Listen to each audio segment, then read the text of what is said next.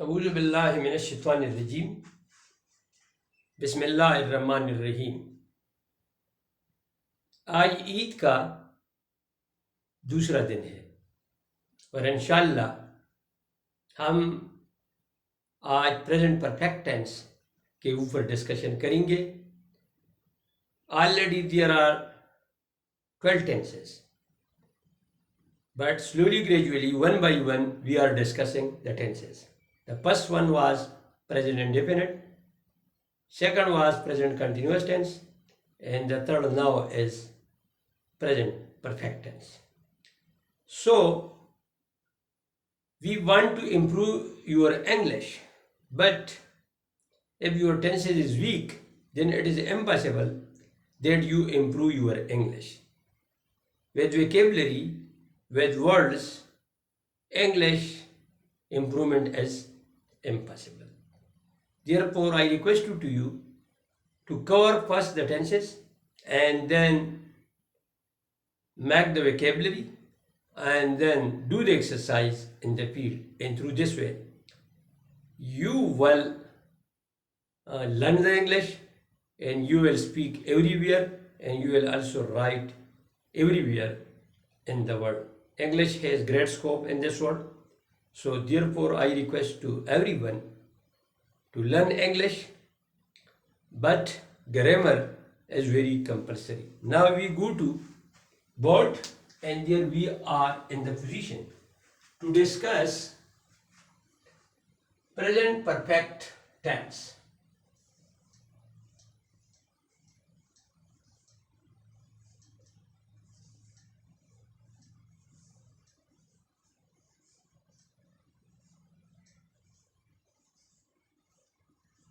उर्दू में निशानी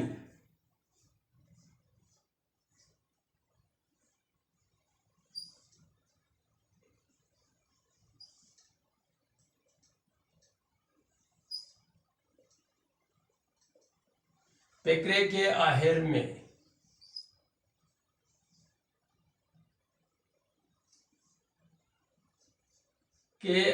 में या है, ये है, या हूं,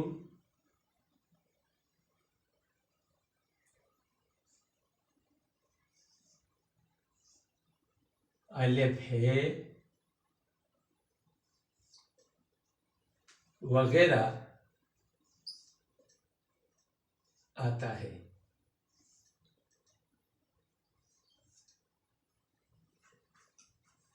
ये तो था उर्दू में निशानी, जहां फिक्रे के आखिर में इफ यू सी या है, ये है, या हूं, अलिफ है वगैरह, तो आपको पता चलेगा कि ये प्रेजेंट परफेक्ट टेंस है। दूसरा,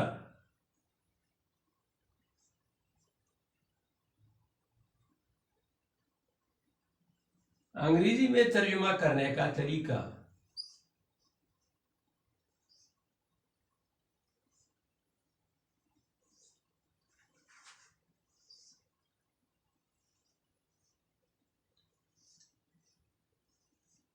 करने का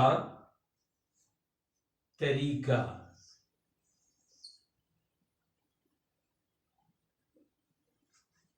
एक,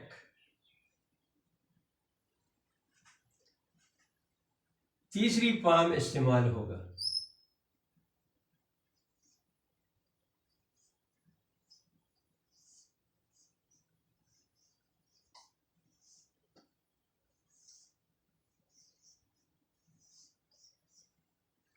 दो, तीसरी फॉर्म से पहले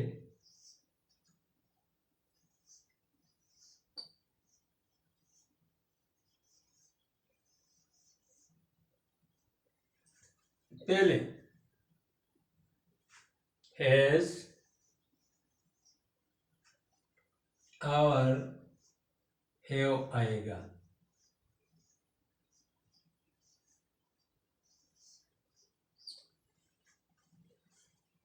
अंग्रेजी में तर्जुमा करने का तरीका आपको पता चला कि वहाँ पे तीसरी पाम इस्तेमाल होता है। फॉर एग्जांपल गो एंड गान, तो वहाँ पे गान इस्तेमाल होगा।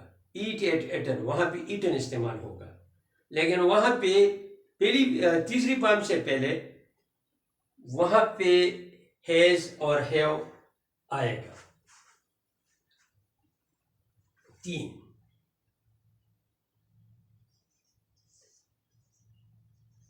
मनपी और स्वालिया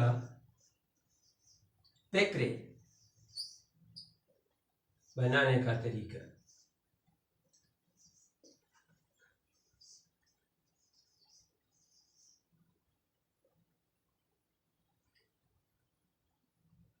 नंबर 1,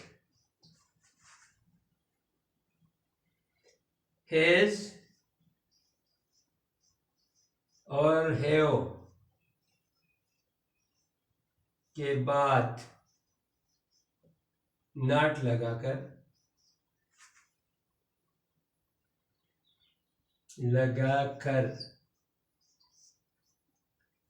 मनपी पेकरे बनाए जाते हैं।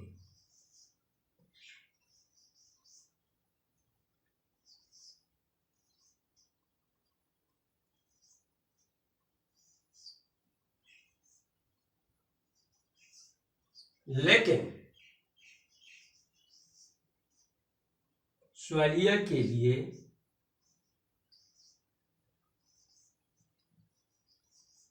हैज और हैव को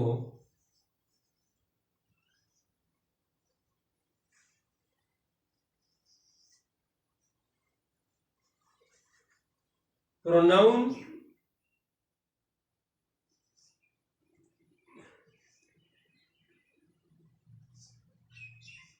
और नाउन से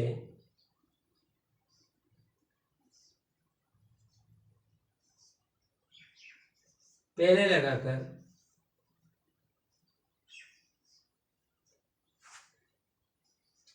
स्वालिया पेकरे बनाए जाते हैं।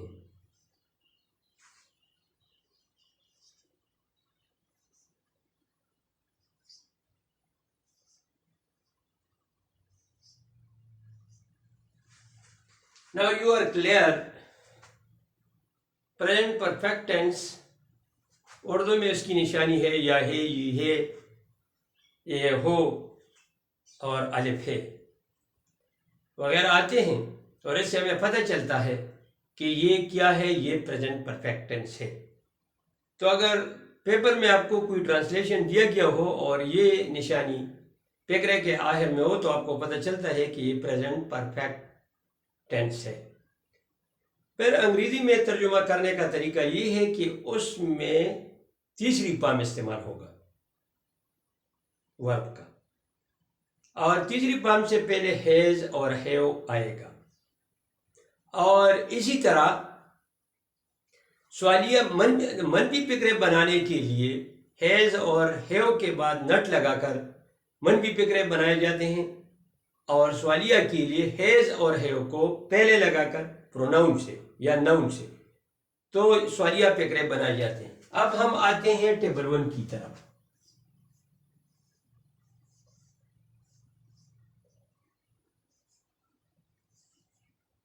गो। नंबर फर्स्ट,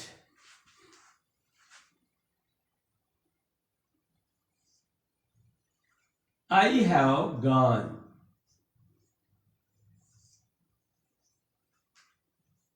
मैं गया हूं।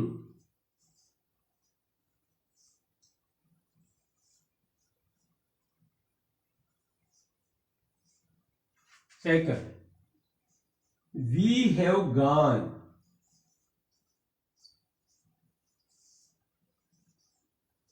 हम गए हैं।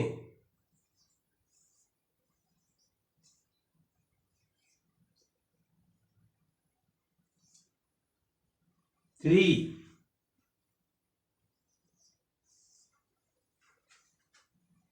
You have gone.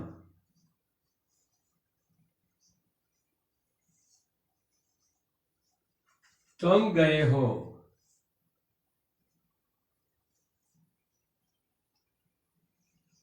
4. He has gone.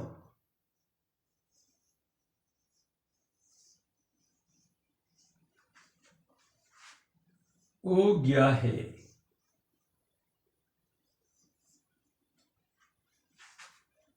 5. She has gone.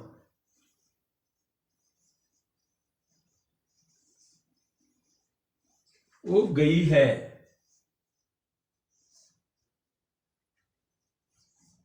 6 number पे है they have gone.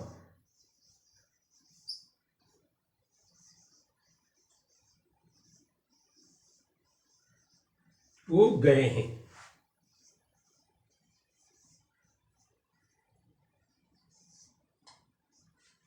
ये भी आपको पता चला कि किस तरह हम उसका गर्दान आई हैव गॉन, मैं गया हूँ, वी हैव गॉन, हम गए हैं, तुम गए हो, यू हैव गॉन, वो गया है, ही हैज गॉन, वो गई है, शी हैज गॉन, वो गए हैं, दे हैव गॉन.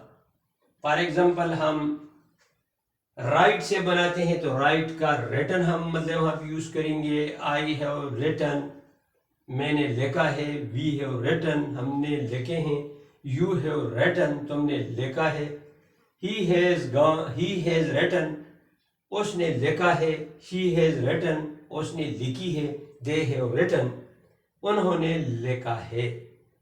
तो इस मकसद के लिए अब आपको पता चला कि उर्दू में जो आपकी निशानी, तो आपको ये पता या हूँ, ये हैं, या है वगैरह, मतलब फिक्र के आखिर में आया हुआ है. तो फिर हमारे पास जो तरीका है अंग्रेजी में तर्जुमा करने का तरीका, तो वहाँ हम तीसरा पाम इस्तेमाल करेंगे. लेकिन आपको ये भी याद रखना होगा कि आई के साथ है, वी के साथ है, यू के साथ है, लेकिन ही, शी और एट बाज औकात आता है तो इसके साथ हैज लगाया जाता है. बाकी सब के साथ है हम पुट अप करके हम प्रेजेंट परफेक्ट टेंस को मतलब है उसका तर्जुमा करते हैं. तो अब आपको पता चला, ये तो टेबल 1 था. हम टेबल 2 की तरफ अब जाते हैं और इसका मनफी फिक्रे और इंट्रागेटिव सेंटेंस भी कुछ न कुछ हम लिखते हैं कि किस तरह ये टेबल लोग हम आप लोगों को सिखाएंगे.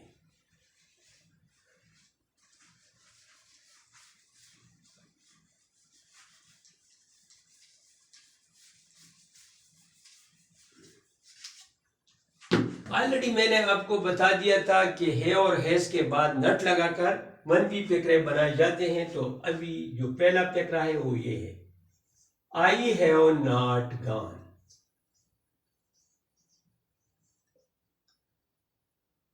ये table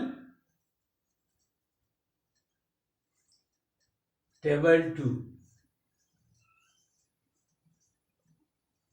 go. I have not gone यानी हमने हैव के बाद नट लगाया.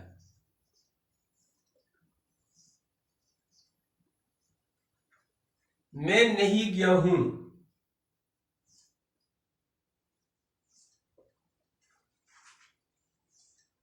ये उसका तर्जुमा है. ये 1 सेंटेंस है. 2 नंबर की तरफ जब हम जाते हैं, वी हैव गॉन,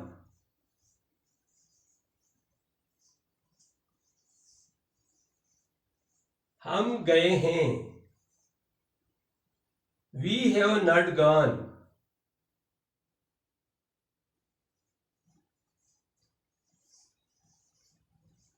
हम नहीं गए हैं.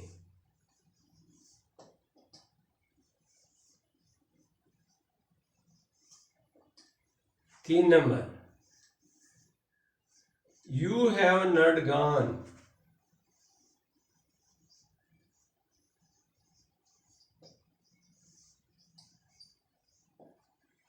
तुम नहीं गए हो.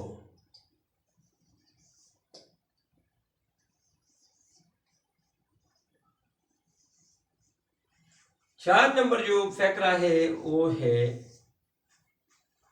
He has not gone,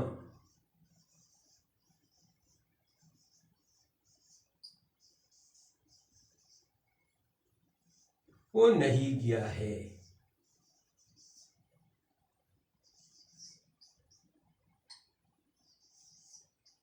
5th number फैक्रा जो है वो है she has not gone.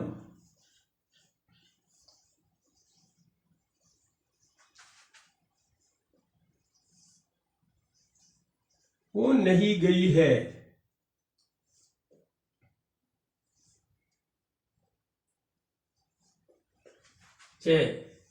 They have not gone.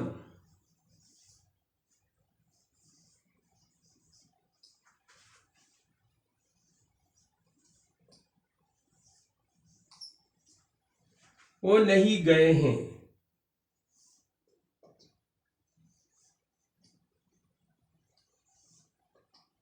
तो अभी आपको पता चला कि भाई मैंने आपको जो बता दिया था कि हैज और हैव के बाद नट लगाकर मनफी फिक्रे बनाए जाते हैं और उसको हम नेगेटिव टाइप सेंटेंस भी कहते हैं। तो मैंने वही जुमला जो अफर्मेटिव होता उसमें हैज है होता, तो इसके बाद मैंने नट लगाया और मैंने नेगेटिव टाइप सेंटेंस बनाए। अब हम आते हैं सवालिया फिक्रों की तरफ और ऑलरेडी मैंने आपको प्रोसीजर भी बता दिया है। तो ये है टेबल नंबर 3। तो ये भी गो से हम गर्दान करेंगे और हमारा जो पहला सेंटेंस होगा हम कन्वर्ट करेंगे इंट्रागेटिव में। तो इंट्रागेटिव में मैंने आपको हैज और हैज को प्रोनाउन से पहले लगाकर सवालिया फिक्रे बनाए जाते हैं। Already I have, should, you pronoun, I, we, he, she, it, you, they are the pronoun. Number 1, have I gone, क्या मैं गया हूं।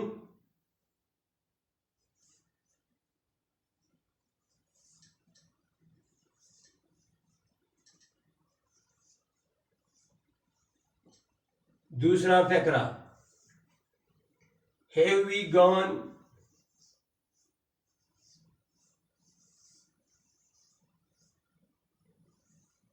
क्या हम गए हैं।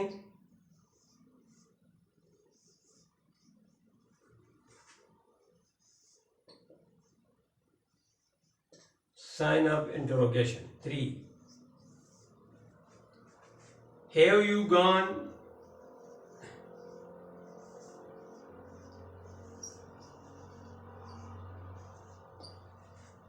क्या तुम गए हो।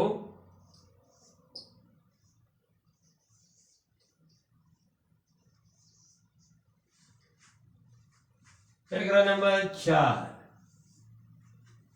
Has he gone,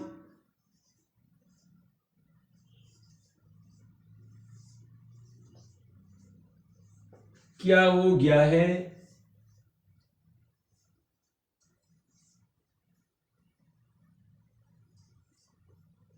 5, has she gone, क्या वो गई है।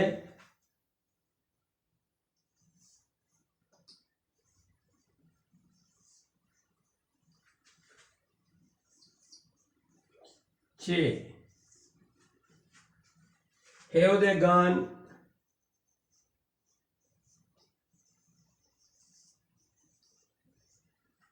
क्या वो गए हैं।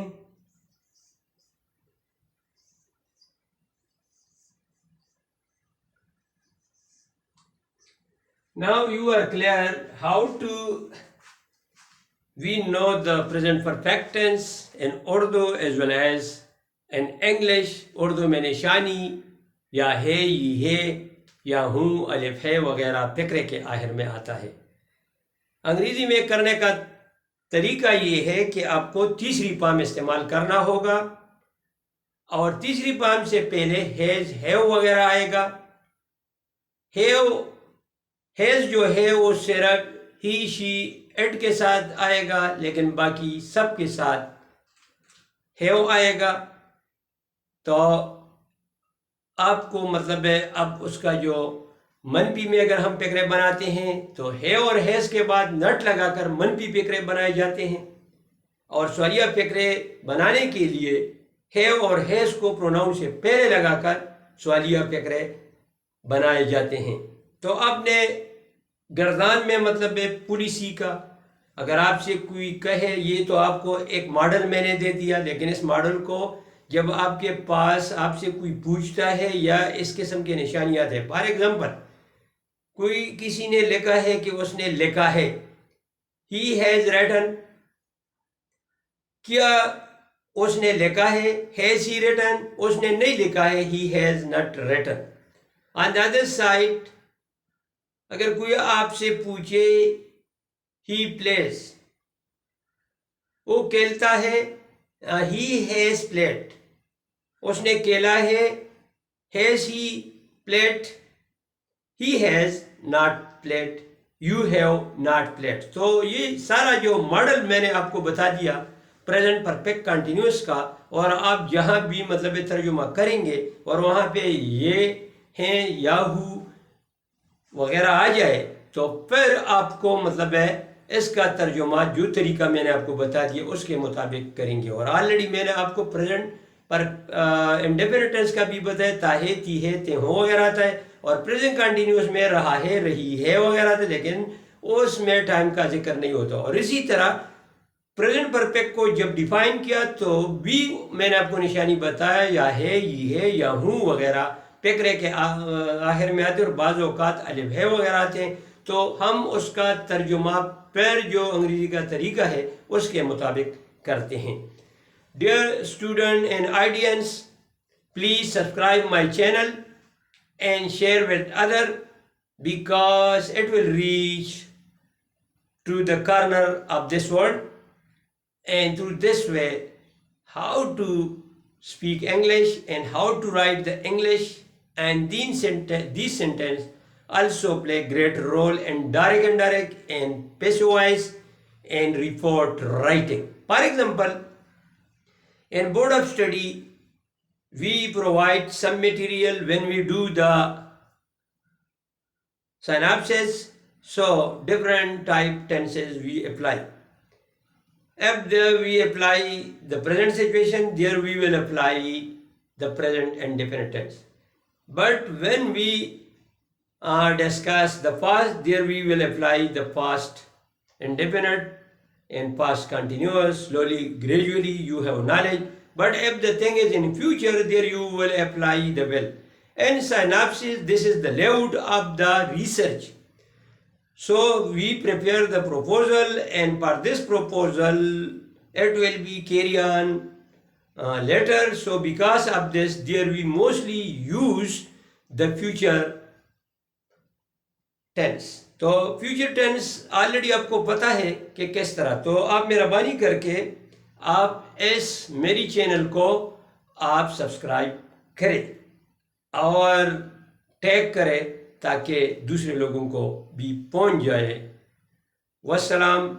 मेरी ये कोशिश है कि how to improve the English of the young generation, because English is the international language, and if your English is good, through this way you will get more marks, you will face the interview very well, and internationally you will find the job very easily. So I request to everyone of Pakistan to know the English and improve your English.